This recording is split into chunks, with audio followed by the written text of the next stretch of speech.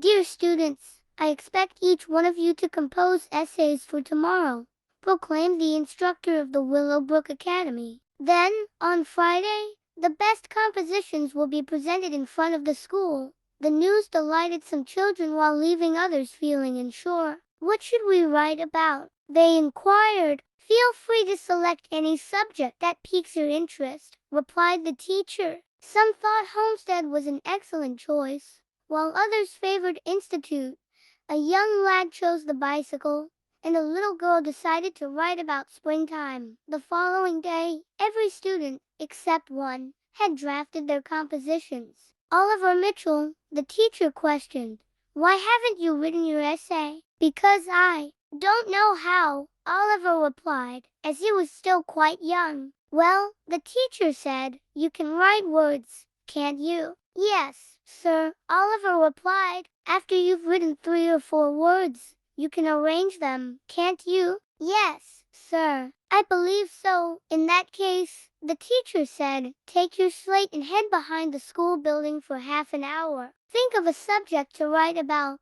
Jot down the word on your slate, and then try to explain what it is, what it looks like, what it's used for, and common uses. That's how you write an essay." Oliver took his slate and ventured outside. Just behind the school building was Mr. Thompson's garden. Amidst the garden, Oliver spotted a carrot. "I know what that is," he thought to himself, and wrote the word carrot on his slate. He then endeavored to describe what it looked like, its practical uses, and how it was commonly employed. Before the half hour was over, he had crafted a very neat composition on his slate. He returned to the schoolhouse and waited while the teacher reviewed it. The teacher was amazed and pleased. He exclaimed, "Oliver Mitchell, you've done splendidly. Today, you may stand in front of the class and recite what you've written about the carrot." Many years later, amusing verses about Mr. Thompson's carrot were published in a local newspaper. Some believed that these verses were what Oliver Mitchell had written on his slate that day in school. However,